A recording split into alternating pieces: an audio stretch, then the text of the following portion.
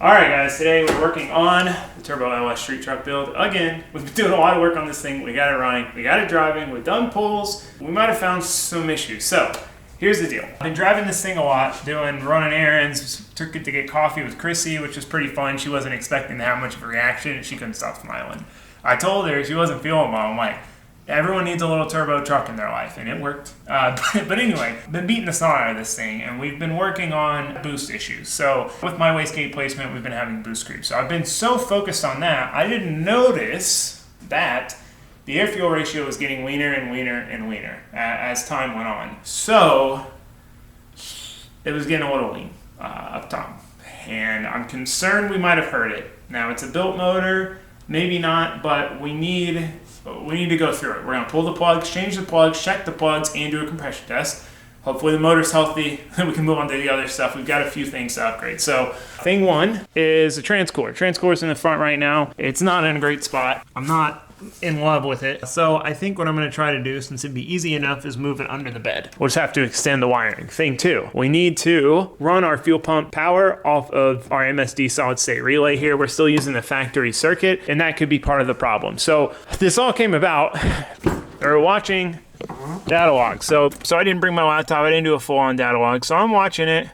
Here you can see we get into boost, air feels good, and then it starts leaning out into the 13s, 12s, and that was when I got concerned. So I was able to take my data logs here and put them on a flash drive and then put them on my computer. So the reason I really wanted to see the actual logs on the computer was because I wanted to see what was happening. You know, the Holley self-learning is really solid, and you know, I've been putting all my faith in the Holley to do its job and read the air fuel and make real-time adjustments. Now it was doing that, but it can only do that to the limit of your fuel system.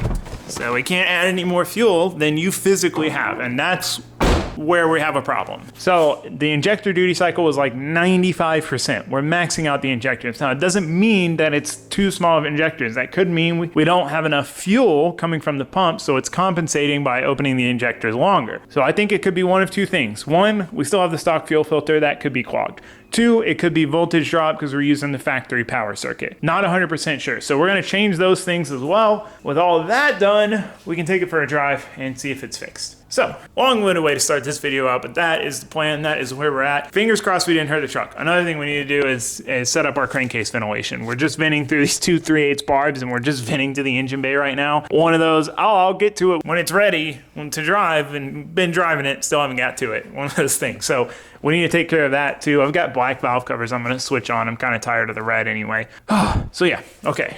Enough jibber jabber, let's get to work. So the very first thing I wanted to tackle was pulling all the plugs out, making sure they weren't visibly destroyed, and compression testing the engine. So when I had been driving it, and right as it started to really lean out, it started misfiring, and I was really concerned when it started misfiring. But luckily, as we were doing this, we found a couple of really burnt plug wires, which we knew was a possibility. They were both touching the header. We had this heat sleeving, but you know, that can only do so much. So that was a good relief that, okay, there is a problem that's definitely causing a misfire. It might not be a mechanical issue. Now, I'm normally an optimist that it's not a mechanical issue, but you know, it's one of those things. Sometimes you can't help it. So I decided to pull the downpipe, and to my surprise, the bolt was completely seized on the V-band. I mean, completely stuck. Impacts weren't doing anything. So luckily, Monkey Fab Garage had sent me these flanges and clamps for building downpipes on these turbos, and I didn't have any other extra 4-inch V-band. So I didn't want to cut it off and not be able to put it back on.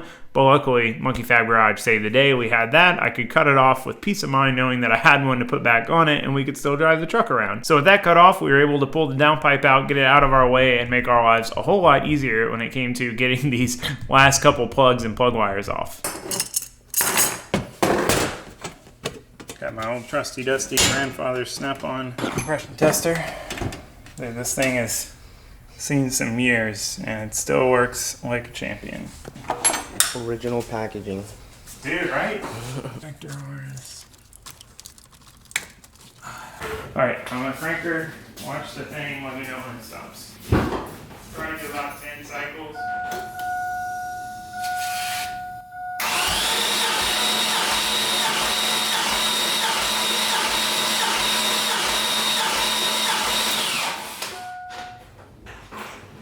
What's it at? 175. Perfect. Check out that Garage Built Co. hoodie though. Available on garagebuiltco.com. Check it out. Link below.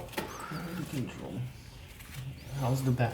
I just dragged it across the floor. Dude, mine, I've drug it all over. It was like disgusting from sliding on the concrete on my back. All right, well, sigh of relief. Well, highest 178, lowest 170 even. Number 6 was the last one. Oh, that was 175 on the dot too. Dang, that's consistent. We've got all 175 except one 178, and that might be like a 6 really, and then one 170, which could be closer to 175. Try that one again. You want to? Let's do it, just for curiosity. Give it one more revolution and see. Give it another chance. One more chance.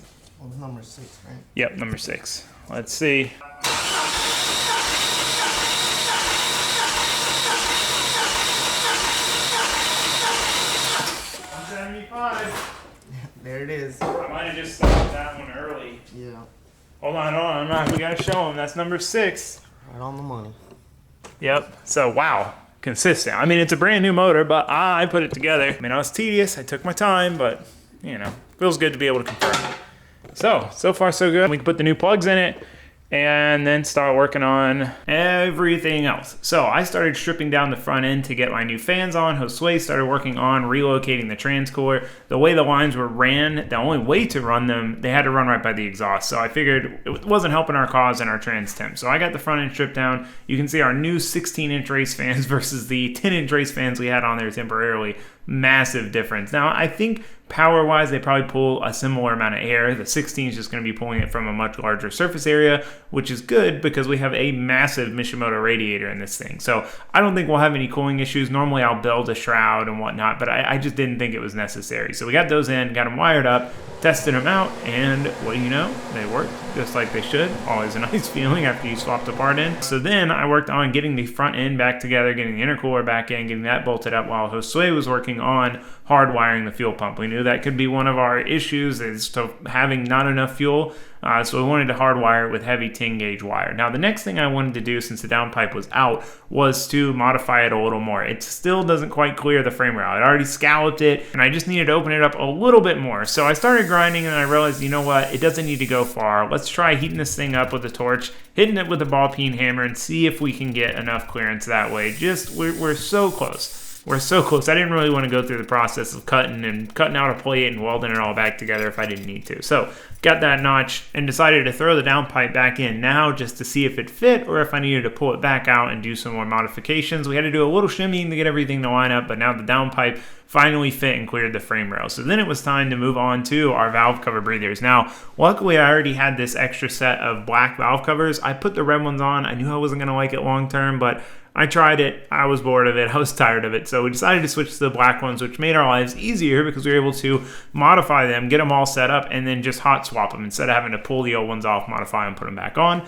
So we started by marking everything out, drilling our holes.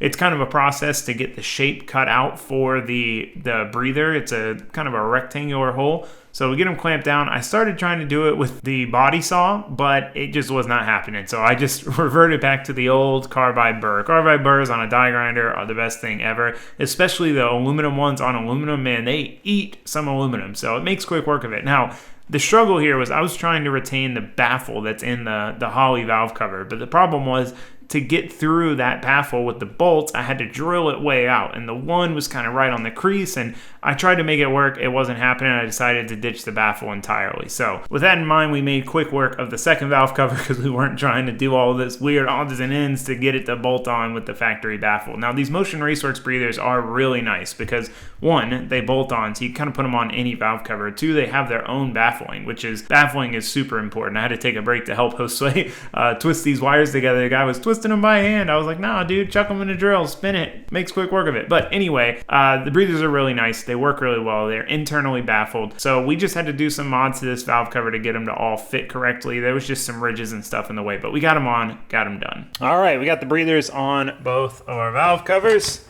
They're all tight, Loctited the crap out of them. Obviously, because it's an internal bolt, you don't want that falling off down in your engine. So yeah, got those done. We got our new hardware.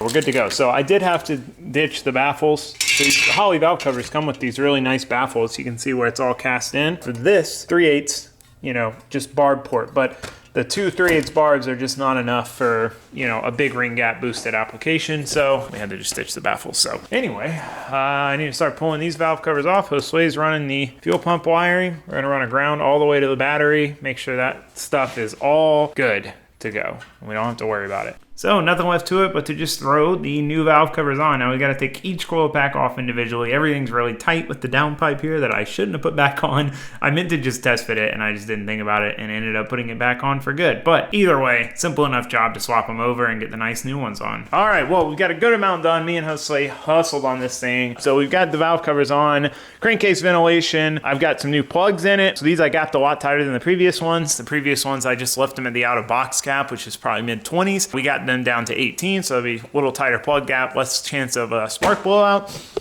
We got some stock AC Delco plug wires on this side. They make kind of a tighter turn and keep it from just hanging out on the downpipes, so maybe that'll work. Probably not long term.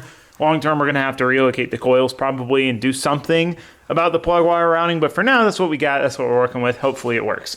So I need to finish up the wiring. Josue got the wires all ran. So we've got 10 gauge power to the fuel pump, 10 gauge ground to the fuel pump. We've got our 14 gauge wire going to the trans cooler fan, which he relocated back here. There you go. So hopefully that works out better for it. Then when I had it running to the front, it had to run between the downpipe and the crossover. So it was just by a lot of heat. We'll see how that goes. So all this is done. So we'll have proper wiring to the fuel pump now. We got a new fuel filter in. So if that was it, that'll sort that. And if neither of those things are it, then our problem is just that we're making too much power. So the fuel system we have with the line size and the pump, we're limited to like 650, 700. So we could be making that power level at 14, 15 pounds because this thing is a 6 liter with a decent sized cam and really good ported heads. It's possible, but the only way to know is to fix the potential issues. So on top of that, we've got our second wastegate coming in. So we're going to put another wastegate on the crossover, and that should allow us to control boost and bring the power down in case we are already at the limit of the fuel system. Now I'm already planning fuel system upgrades. I'm already down the rabbit hole with this thing, man. I'm going to try to hold off. I'm going to try to get it sorted to where it's working with the setup we have. Enjoy it for at least a month before we go put a bigger turbo and a big fuel system on it and stuff. So more on that later. Point is, we still got work to do to get this thing squared away. So I'm gonna quit jibber jabbering. I'm gonna get back to it. So one of the first simple things I wanted to do was go ahead and get the oil changed. We are through the brake and oil phase. We've done 2 changes with the brake and oil. It's time to put some good synthetic in it and have it good to go for at least, 1,000, 2,000 miles or so. All right, I want to give you guys a quick little car life lesson. Something I've learned over the years. It's held pretty true and it saved me a lot of time when I kind of switched to this mentality. So the easiest solution is to always assume the worst case. You got a weird noise, something weird's happening, worst case scenario. And I mean, I still do it. I'm normally the guy that's, it's fine, but on this thing, I was worried I hurt the motor and we did a compression test and it was okay. But it's easy to fall into that mentality. And I can tell you it can cost you a lot of time if you just let that take hold and just assume, yep, it's gotta be that. I once parked a car for 6 to 8 months. I bought a drift car. My buddy convinced me it was rod knock, and it's not his fault. I asked him, what do you think this noise is? Oh, it's definitely rod knock. I was like, crap, man, I can't drive it. I parked it for 6 to 8 months, didn't drift, didn't have the money to fix the car. And then one day I was like, let me go just try and drive it. It wasn't rod knock. It was just a lifter noise from it being an RV. So, I can give you a bunch of stories about this, but it's something that's easy to do. And you'll start to notice there's people around you that are always the ones to jump to conclusions, that jump to it's the worst case scenario. Oftentimes it's not. I would venture to say it's far more often not the worst case scenario than any of the times it has been the worst case scenario in my experience. So here's an example. This is just a good way to give you guys an example. So look inside this valve cover. You see all of that nastiness, right?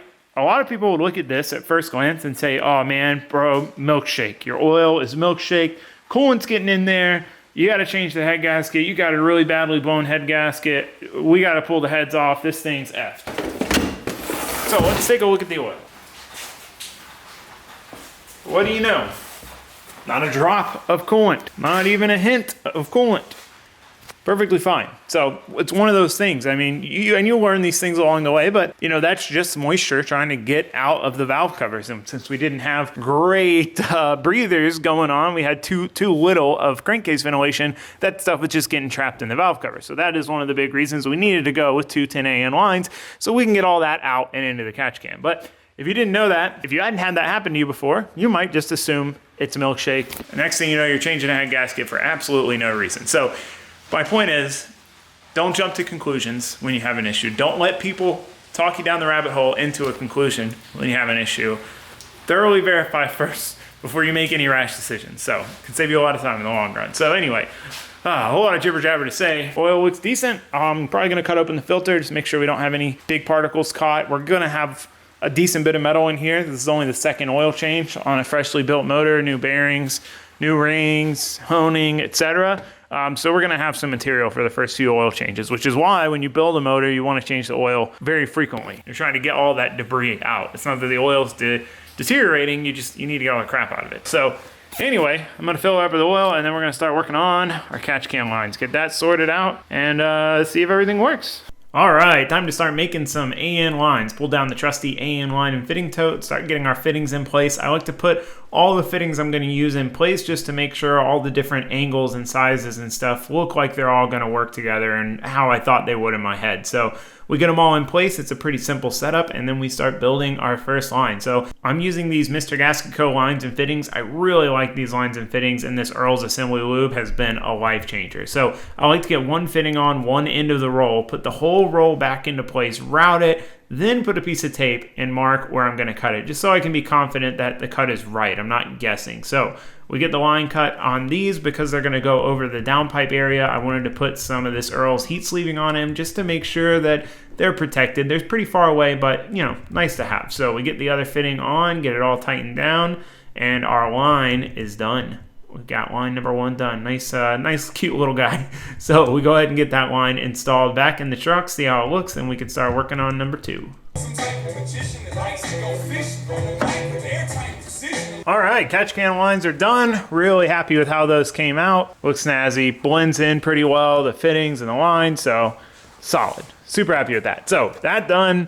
The wiring's done. We've got everything hooked up there. We just got to make sure it all works. We got the new fans in. So really all that's left is just basically fire it up and see if everything we did works and make sure we got no leaks. So we've also got a new tune to go in from Matt Happel. So I've been tinkering around with the tune stuff myself, trying to learn the Holley software better. I've had it forever, but it works. It's just like out of sight, out of mind. It does what it needs to do. I don't ever have to mess with it. Whereas on this truck, I want to tinker with the fun stuff. So he went ahead and set up some safeties for me. So we've got a duty cycle safety. So if the duty cycle gets above 90%, it'll start pulling timing. We've got an air fuel safety to coincide with that. So if the air fuel gets above 13.1, above 9 pounds, it'll start pulling timing. And then an oil pressure one. So if we drop below 44 PSI in boost, it'll start pulling timing. So nice to have on this. I normally don't have safeties set up on the Miata, for example, because it's a competition car and a drift car in general, right? So if I have a safety that pretty much kills all my power and I'm riding the wall in the bank using every ounce of power I have foot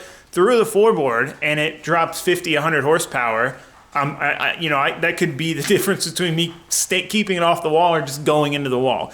Same with in tandem. If I'm in front of somebody and the car just kills power, they might slam into me, total both our cars. So in that situation, it's like, as much as I want to save the motor, it's not worth risking totaling the car, right? So, but in this situation, we're just driving this thing around, having fun, ripping it on the street. So like if it kills a bunch of power while we're doing a pull, then it doesn't really affect us in any negative way. It just helps us save the motor. So yeah, anyway, got to get this loaded in and see how everything is.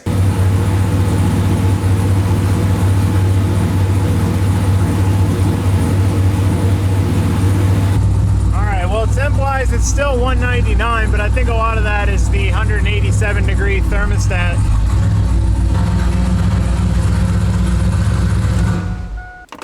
Because by the time the thermostat even opens, it's almost 190, and then the water's got to then start circulating and cooling down. So I think it's just going to run around 200 with that thermostat.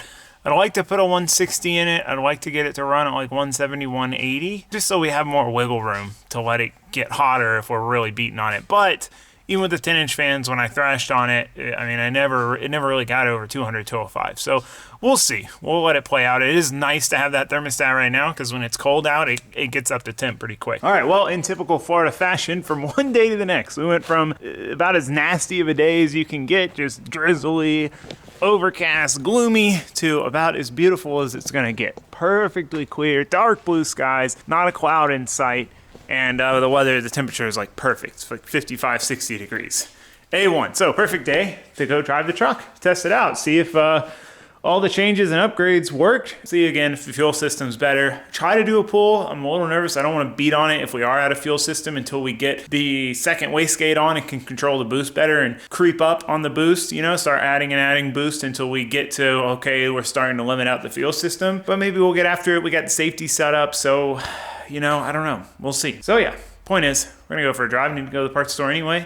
Enjoy this beautiful weather. This is exactly what projects like this are for. All right, well, test drive unsuccessful.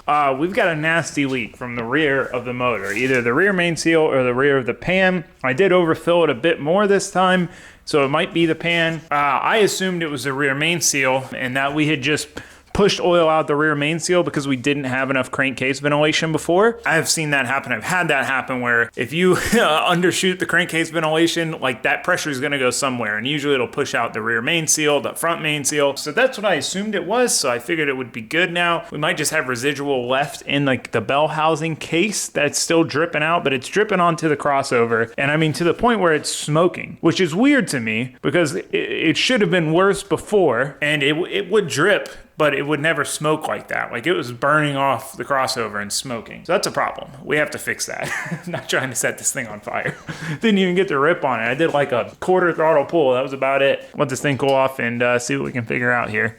All right, so I started digging, trying to look for this, and I had pulled that bell housing cover off and it was completely dry above it. So the oil was running down over top of it. It was not coming down from inside it. There was nothing coming from the rear main. So we started kind of looking up, following the trail up, and it looked like it could be coming from this oil cooler block-off plate. I had the factory one on there. The gasket was pretty worn. So I went ahead and threw this Earl's one on there that has an 8th MPT port, just in case we ever need it, and just to kind of isolate that, make sure that thing wasn't warped and there was nothing like that going on. I also checked the valve cover. It did look like maybe it could be coming from there, but it also looked like I could have just spilled some up there when I was putting oil in it. It was hard to say. So wrapped all that up, took the valve cover off, checked the gasket. Gasket looked fine, put it all back together, fired it up, got under there with a flashlight, watched it for a few minutes, and I didn't see anything new. I didn't see any oil. We cleaned it up pretty good. So figured we'd take it for a drive and see if it starts smoking or not. One way to find out, right?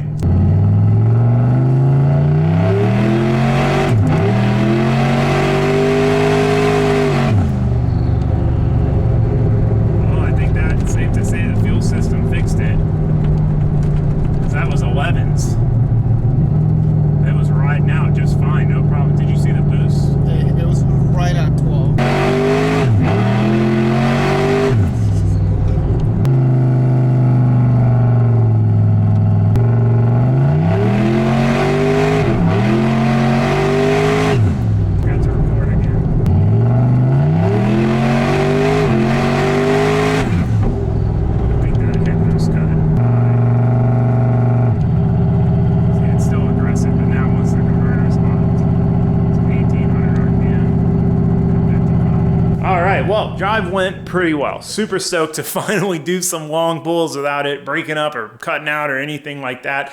We did still hit boost cut. Boost cut set at 14 pounds. We still got to get the wastegate done, which, you know, we knew. We didn't change anything in that department.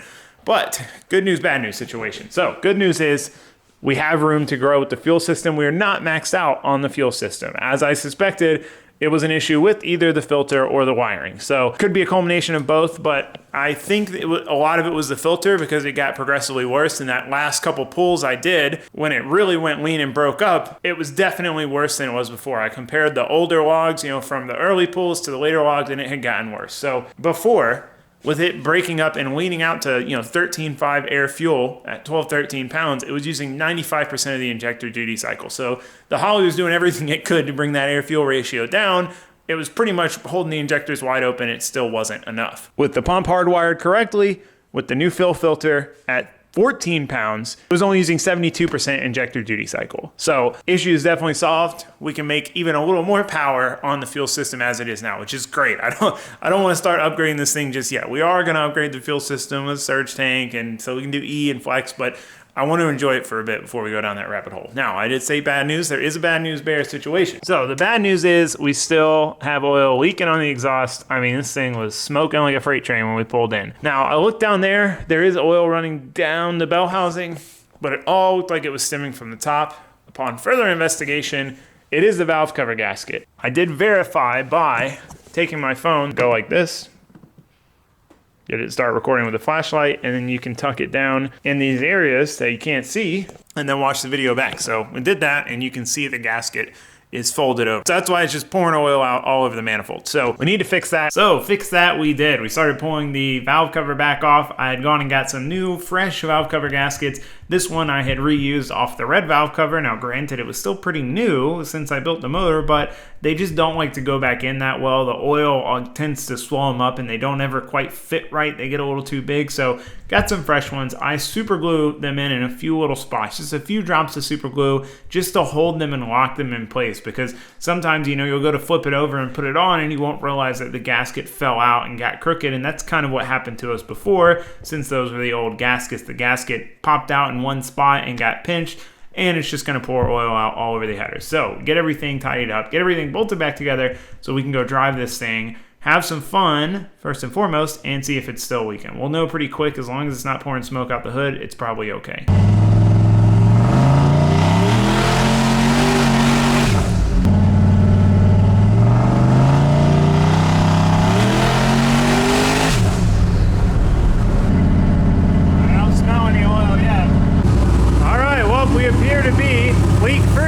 No smoke on this side.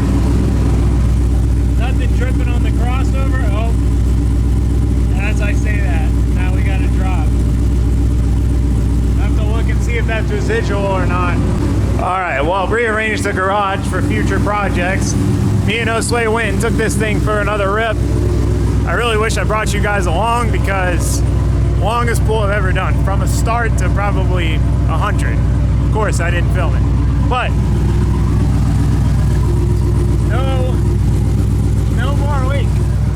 no more leak. So it was just residual. We cleaned it off more, got all the leftovers. No more leak. My goal was to have this thing completely finished before I ended this video out. Done, ready to just drive for a little while before we work on it again. However, still have one more little batch of projects to do. First thing, obviously, add that crossover wastegate. That way we can control the boost. We can turn it down. I mean, we can turn it back up to this if we want, but we need the control. 2, I ordered 2 bullet style mufflers for the tip section. So we'll have 2 3-inch ones and then a 4-inch one in the 4-inch section. There's just no room to add a real muffler. So they're pretty small. I'm hoping they'll help enough to get us by. If not, we'll have to rebuild the whole exhaust, maybe do a cutout to this part and build a back half, but that's going to kind of require relocating the transcooler. But I think we might need to go a little bigger on that anyway. Point is, we're going to try to quiet the exhaust down.